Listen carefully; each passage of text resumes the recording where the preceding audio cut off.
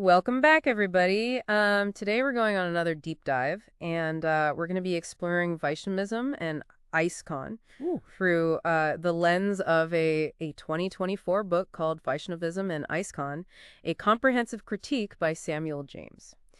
And I think what's interesting about this is that we're not really going to be focusing on devotional practices or personal experiences. Right. So we're really going to be putting on our thinking caps today and dissecting claims of fact and logic, and even touching on how Vaishnavism kind of interacts with our modern understanding of ethics. Yeah, It's kind of like a philosophical detective story, wouldn't you say? I love that. Yeah, Yeah. it's a really great way to put it.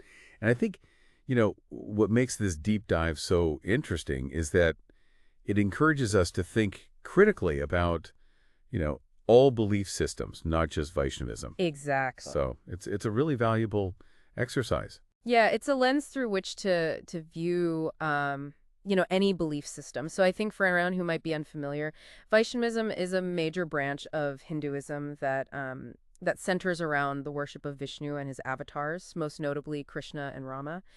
And the belief is that devotion to Vishnu is the path to liberation. hmm So, And within Vaishnavism, ISKCON, which is the International Society for Krishna Consciousness, or as some people might know them, the Hare Krishnas, they're a modern movement that was founded in 1966 by A.C. Bhaktivedanta Swami Prabhupada.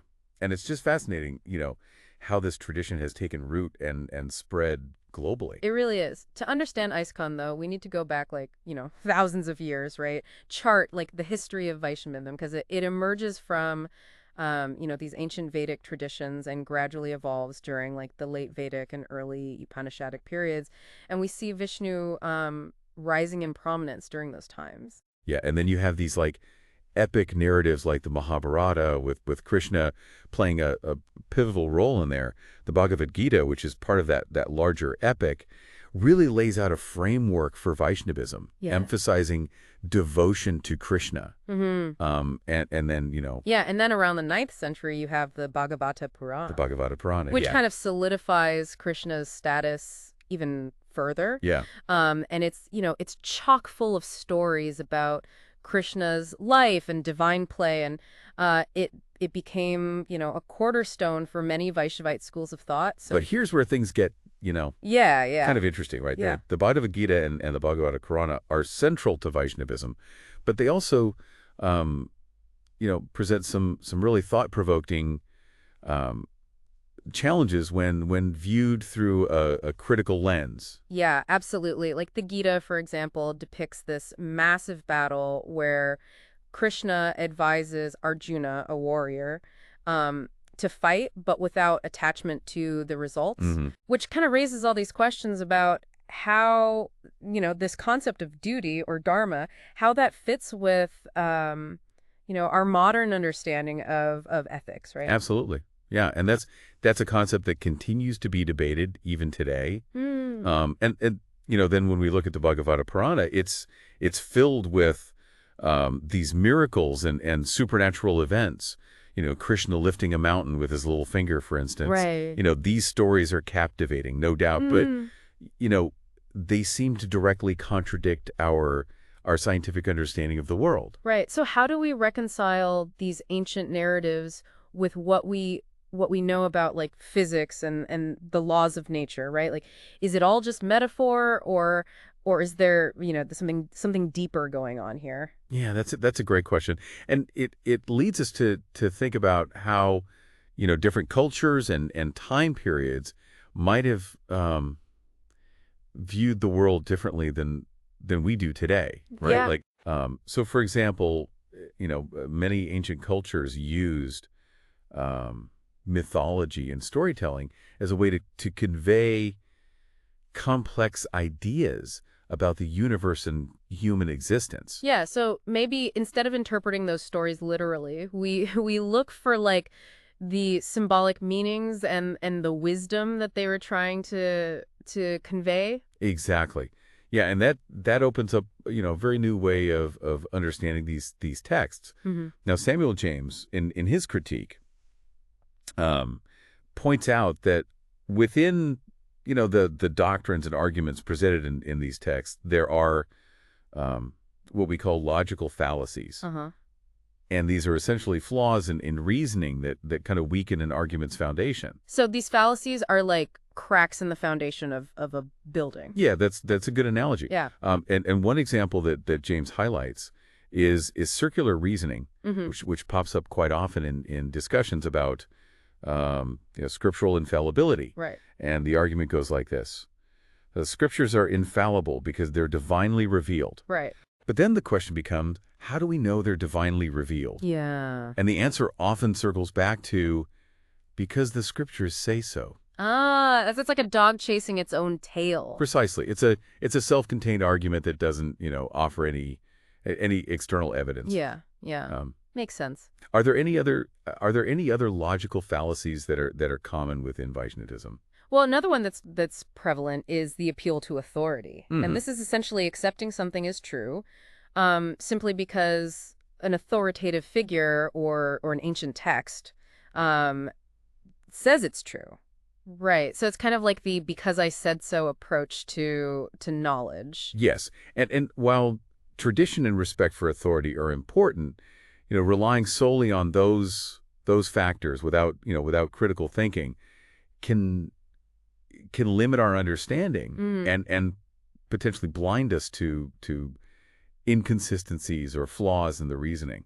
Yeah, that's a really important point. Now, we've talked about logic and how arguments are constructed, Right. but what about the whole question of like how we even know, like what we know? Right. Like, isn't there like a fancy word for that? Yes, that's called epistemology. Epistemology. Yes, it's the study of knowledge, its nature, its sources, its limits, and it plays a crucial role in how we evaluate the claims of any belief system. Okay, so how does epistemology apply to Vaishnavism specifically? Well, Vaishnavism, like many religious traditions, places a strong emphasis on scriptural authority and personal revelation as sources of knowledge.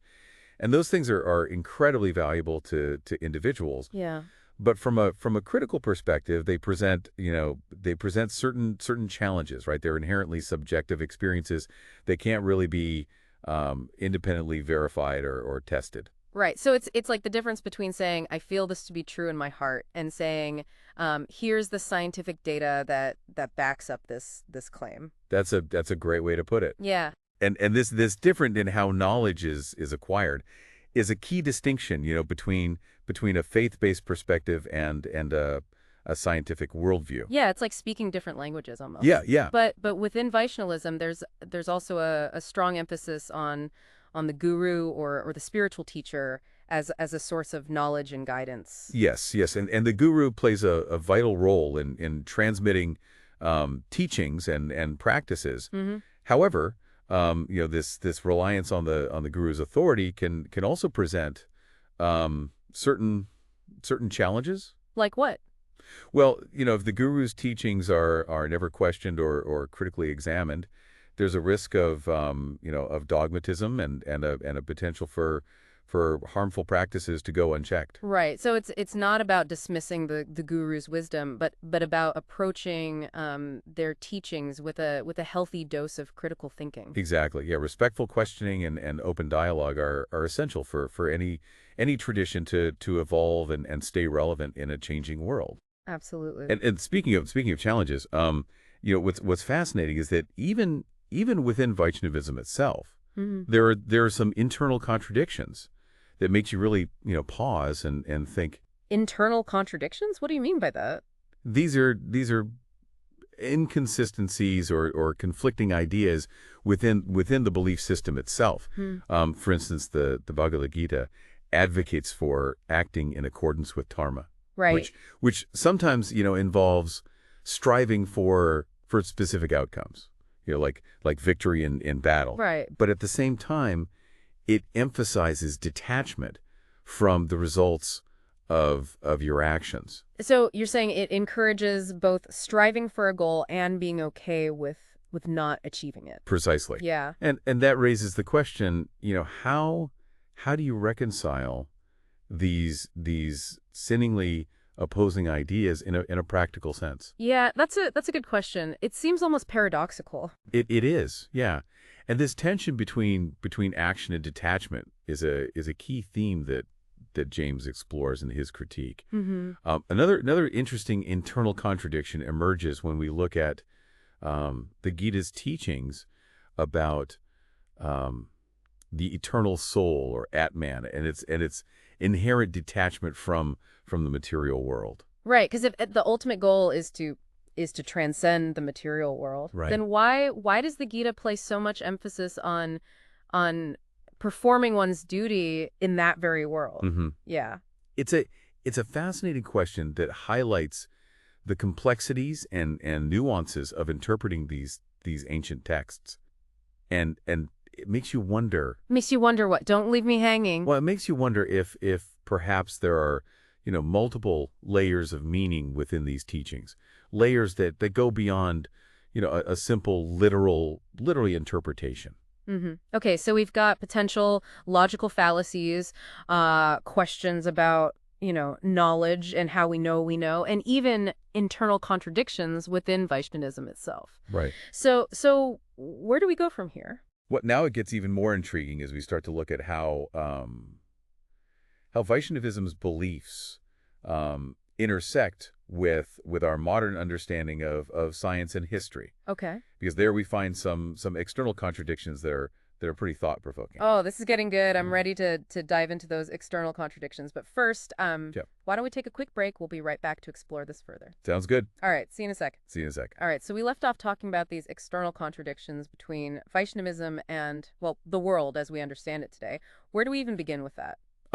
Let's start with something as fundamental as time. Okay. Vaishnava scriptures, particularly the Puranas, talk about these vast cosmic cycles of creation and destruction, which are measured in like trillions of years. Yeah. But that timeline just doesn't line up with the Big Bang Theory and the age of the universe as calculated by modern science. Yeah, so we're not just talking about like a slight difference of opinion here. Right. It's a massive gap in how we understand the age and evolution of the universe. Yeah. I'm curious, like how do devout Vaishnavites reconcile this kind of discrepancy? It's a question that Samuel James explores in his book. There isn't, one simple answer. Right. Some might interpret the scriptural accounts more metaphorically, while others might hold that science is still evolving and might eventually come to align with these ancient accounts. It really highlights the challenge of reconciling ancient beliefs with modern scientific discoveries. It's like trying to fit like two different puzzle pieces together that just don't quite match. Exactly, and the discrepancies don't stop there. Okay. Another area where Vaishnavism clashes with science is the concept of reincarnation. Mm-hmm. The idea of a soul transmigrating from one body to another after death just doesn't fit with our current understanding of biology and neuroscience. There's no scientific evidence to support the existence of a soul that's independent of the physical body. So from a scientific standpoint, consciousness and individuality are tied to the brain, and when the brain dies, that's it. That's the current scientific understanding, yes. Yeah. And this creates another point of tension for those who hold a Vaishnavite worldview. It definitely makes you think about the nature of consciousness and what happens after death. Yeah. These are big questions that humans have grappled with for centuries. But now let's shift gears a bit and talk about something a little more down to earth. The caste system. Okay. It's a deeply ingrained social hierarchy in India, and Vaishnava scriptures actually endorse it, which seems to create quite an ethical dilemma. Absolutely. The caste system divides people into these rigid categories based on birth, which leads to all sorts of, discrimination and inequality. Right. This clearly contradicts, modern human rights principles that emphasize the inherent dignity and equality of all human beings. And yet it's woven into the fabric of Vaishnavism, as James points out. So how do Vaishnavites reconcile this seemingly stark contrast between, a divinely ordained social order and our modern understanding of equality and justice. It's a complex issue, and there's no easy answer. Yeah. Some argue that the caste system, as originally conceived, was meant to create social harmony by assigning different roles and responsibilities to different groups. So a kind of like division of labor based on inherent aptitudes. Yes, but over time, the system became rigid and exploitative, which led to the kind of social injustices that we see today. And that's where the tension arises. James highlights the inherent contradiction between the caste system's hierarchical structure and Vaishnavism's emphasis on the equality of all souls before God. It's like saying everyone is equal spiritually, but some are more equal than others socially. And that's a poignant way to put it. Now, even practices that are often seen as positive, like vegetarianism, which is strongly associated with Vaishnavism, can present some interesting ethical gray areas when examined through a critical lens. Hold on. How can vegetarianism, a practice that's based on compassion for animals, be ethically problematic? It's not about the practice itself, but more about how it's sometimes framed. The association of vegetarianism with purity can create a sense of moral superiority, implying that those who eat meat are somehow less spiritually evolved or ethical. So it's not about the food itself, but about the potential for judgment and a kind of dietary hierarchy. Precisely. James encourages us to be mindful of how our beliefs and practices, even those rooted in good intentions, can sometimes be used to create divisions and hierarchies rather than promoting understanding and compassion. Yeah, it's a good reminder that we should always be examining our own beliefs and actions for those subtle biases that can creep in. Now, shifting gears once again, there's another aspect of Vaishnavism, specifically as it relates to ISKCON, that we need to address. Hmm. Um, the organization has been under scrutiny in recent years due to allegations of child abuse and misconduct within its communities. Yes, and these are serious allegations that James doesn't shy away from in his book.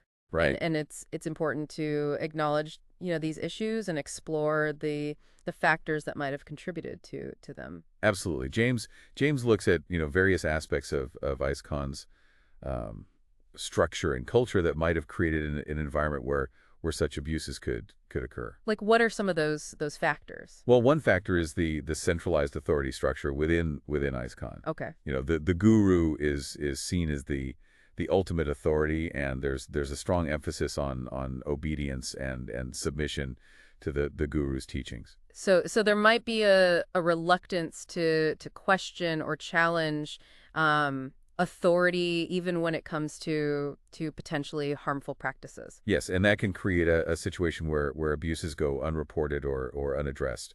Another factor James discusses is the cultural isolation of some ISKCON communities. Many devotees live in separate communities, often with limited contact with the outside world.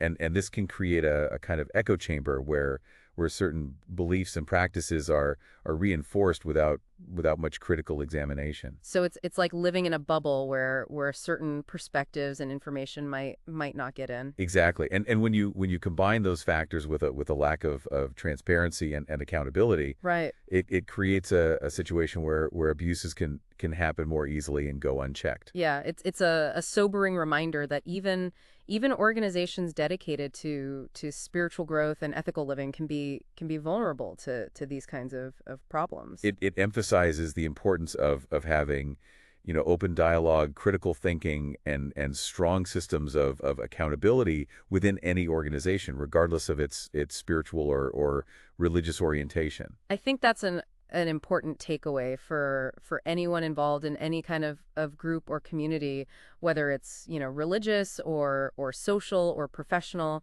We all need to be vigilant about creating environments that are safe and ethical and encourage open communication. Absolutely. And that brings us back to the core message of Samuel James's book, and this deep dive, right? Mm. It's not about attacking anyone's beliefs or dismissing the value of spiritual traditions. It's about encouraging a critical and informed approach to all belief systems, including our own. And I think that's such an important point to emphasize. We've covered a lot of ground in this deep dive: history, philosophy, ethics, and even a bit of science. Yeah, And it's clear that Vaishnavism and ISKCON are far more complex than they might appear on the surface. and I think what makes this exploration so valuable is that it invites us to move beyond simple acceptance or rejection. To go deeper, to ask those tough questions, and to really wrestle with these ideas. Exactly. It's about engaging in a process of critical thinking, open dialogue, and a genuine desire to understand. So after all this, what are some of the key takeaways that you hope our listeners walking away with today? Well, I think one of the most important takeaways is the reminder that even deeply held beliefs, those that we hold sacred, can be flawed or incomplete. And that's okay. It doesn't mean we have to abandon our beliefs altogether. Exactly. It simply invites us to approach them with humility and a willingness to keep learning and growing. I think that's such a powerful message. It's about holding our beliefs with an open hand rather than a clenched fist. And that brings us to a final thought-provoking question. Okay. If we accept that even our most cherished beliefs can be flawed, what does that mean for how we approach spirituality and ethics in a modern world that's constantly changing and evolving? Wow, that's a deep one. Yeah, It challenges us to rethink how we approach not just our spiritual beliefs, but our entire worldview. yeah. It invites us to embark on a lifelong journey of learning, questioning, and seeking truth wherever it may lead. I think that's the perfect note to end on. Yeah, it really is a journey, and this deep dive into Vaishnavism and ISKCON through Samuel James's critique has given us a lot to consider. It has. So, what stands out to you as we kind of wrap things up? For me, it's the realization that exploring these contradictions and complexities isn't about tearing down tradition or undermining anyone's faith. Right. It's really about fostering a more nuanced and informed understanding of these belief systems. I completely agree. It's like, we've been peeling back layers of an onion, right? Yeah, Revealing all these intricate layers of history and philosophy and even those internal tensions within Vaishnavism itself. And it makes you, appreciate the richness and depth of this tradition yeah, while also, recognizing that no belief system is without its challenges. exactly. And that awareness, that willingness to engage with those challenges is what I find so valuable. Mm. It reminds us that blind faith without critical thinking can be limiting. Yeah. It makes me think about something you said earlier about the importance of respectful questioning. Right. And that's something that can be applied to any belief system, any ideology, any worldview, really. Absolutely. Respect the questioning is the key to growth, Mm. both intellectually and spiritually. Yeah. It allows us to, move beyond dogma and engage in meaningful dialogue, even when we encounter differing viewpoints. And through that dialogue, we might discover new insights, expand our understanding and maybe even refine our own beliefs along the way. Mm-hmm. Precisely. Yeah, it's a process of continual learning and evolution. So if there's one thing I hope our listeners take away from this deep dive, it's that curiosity. Yeah. That willingness to ask those tough questions and to explore different perspectives, even when it challenges our own assumptions. Well said. Because in the end, that's what this is all about. Mm-hmm. Expanding our minds, deepening our understanding, and engaging in a lifelong pursuit of truth. Beautifully put. Well, thanks for joining us on this this fascinating journey through Vaishnavism and ISKCON. We hope it's sparked your curiosity and inspired you to keep exploring, keep questioning, and keep those minds open. Until next time, keep on diving deep.